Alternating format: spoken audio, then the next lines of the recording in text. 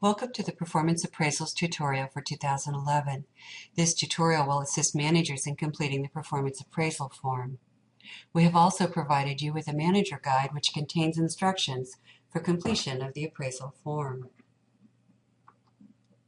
We know that we are successful because of our talented and dedicated employees.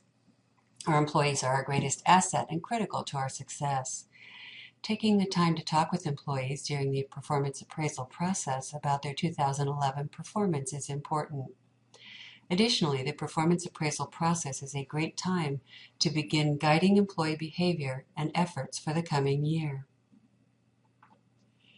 During the performance appraisal process, managers will share the employees' accomplishments, share constructive feedback on areas to improve, and most importantly, set the course for next year. Performance appraisals drafts must be completed by December 9th and forwarded to your AVP and RVP for review. The final reviews, having been delivered to the employees, signed by the manager, and signed by the employee, are due back to HR no later than January 6th, 2012. The timeline looks like this. First-line supervisors and managers complete the form by December 9th and forward to their AVPs and RVPs. Those reviews will be reviewed and returned to the managers by the RVPs and AVPs no later than December 16th.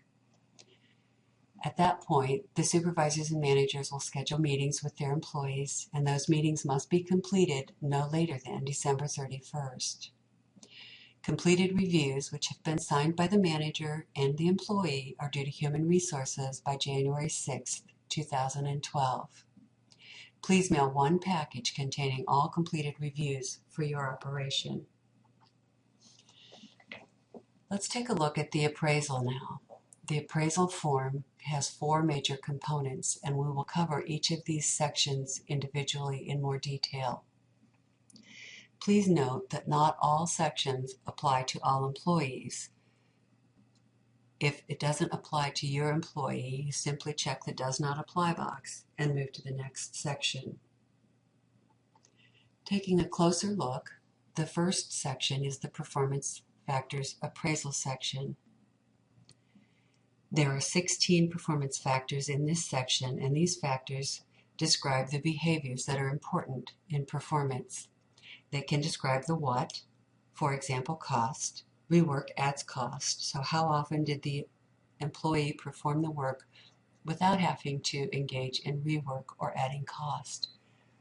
It can also describe the how, for example, working with others.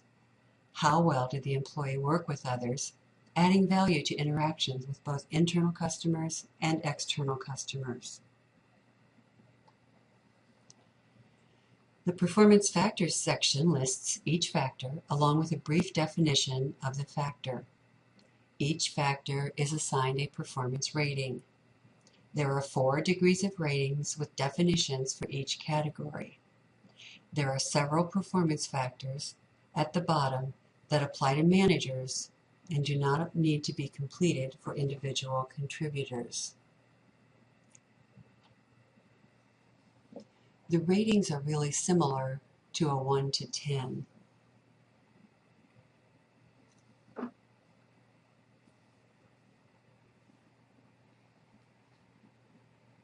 One to 10 is a scale that we're all familiar with. We've used it to rate many things in various aspects of our lives. But if we look at these particular categories, does not meet can only be a 1. The others have 3 possible designations, a low, medium, or high for each of the other 3 ratings categories. So it equates to a 1 to 10. So if you think of it from that simple 1 to 10 scale, it becomes very easy to zero in on the appropriate rating for each factor. The lowest rating, does not meet requirements, means the employee is unable to perform effectively, and that performance has had a negative impact on both the team or customers. It's the equivalent of a 1 on our 1 to 10 scale. An employee with this rating in several categories should be placed on a performance improvement plan. Work with your HR generalist to ensure the proper documentation and process is followed. The performance appraisal is a formal part of the employee record, so we want to ensure that it's completed in a professional manner and is compliant with our policies. The Manager's Guide describes several types of bias. It's human nature, and frequently managers are unaware that they've fallen into one of these patterns of bias. Beware of the tendency to be too lenient, too tough, or to rate everyone the same. Refer to your guide for more information on these types of bias. The next section of the job is the job objectives section. Some employees were not assigned objectives. If not, simply check the does not apply box and move to the next section. If the employee did have objectives, briefly describe the objective, briefly describe the level achieved and the impact of that, and then assign a performance rating for each of those objectives. The next section is the overall performance rating. It takes into consideration the overall performance factors ratings and completion of job objectives. Any comments should of course be objective, constructive, non-discriminatory, and respectful. Supervisors are required to add clarifying comments for any employee who is assigned an outstanding or he does not meet requirements. The new goals and objectives section is the most important section because it begins defining and driving performance for the coming year. It helps focus each individual's efforts on the goals set for the team. Research shows significant positive impact on financial ROI for the company if employees' goals are in sync with the goals of the organization. Some roles will not have a need for objectives. If that's the case, simply check the does not apply box and move to the next section. Goals and objectives are best described in specific and measurable terms. The first example on this list clearly states the importance of maintaining proper inventory levels.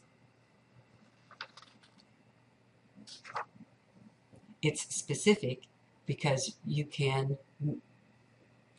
know that they need to maintain specific inventory levels. It's measurable because you can track the number of times that an employee was out of inventory. There are more examples in your guide and also in a couple of the resources that you'll find listed at the end of this presentation and also at the end of the Manager's Guide. The next section is the short-term goals section. The short-term goals can typically be accomplished within the year. It focuses on improving a performance factor, developing a soft skill, or increasing knowledge about operations.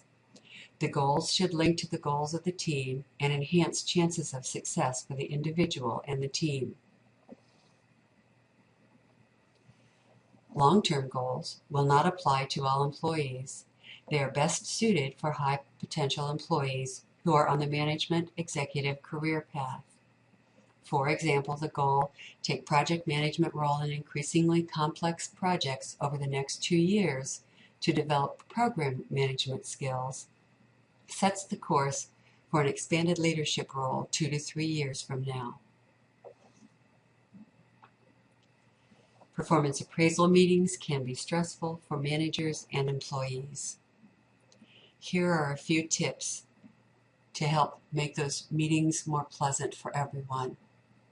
Be sure to allow adequate time, avoid interruptions, and of course try very hard to make the meetings both constructive and collaborative.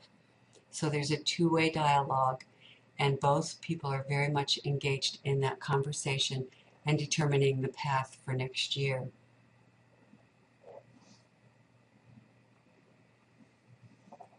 In the Manager's Guide are several resources that are helpful for managers in writing performance reviews and setting goals for their employees. Other resources give guidance on how to coach employees and increase employee engagement. All of these resources are available on Amazon.com. So if we think about those important dates again, the drafts are due to your AVP or RVP by December 9th. RVPs and AVPs will return those reviewed and approved documents by December 16th. Supervisors and managers will conduct meetings with the employees no later than December 31st. And reviews that have been completed, signed by both the manager and the employee, are due in HR no later than January 6, 2012. And again, pull all of your reviews together and send them in one packet for your operation. To recap what we've covered, you have the performance appraisal form and a manager's guide for reference. The performance factors and goals help drive behavior going forward and help the employee understand what the team needs to focus on and accomplish in 2012. The best meetings are objective, collaborative, and developmental. If you need additional assistance, please don't hesitate to reach out to your HR generalist for assistance. Thank you so much for your time today.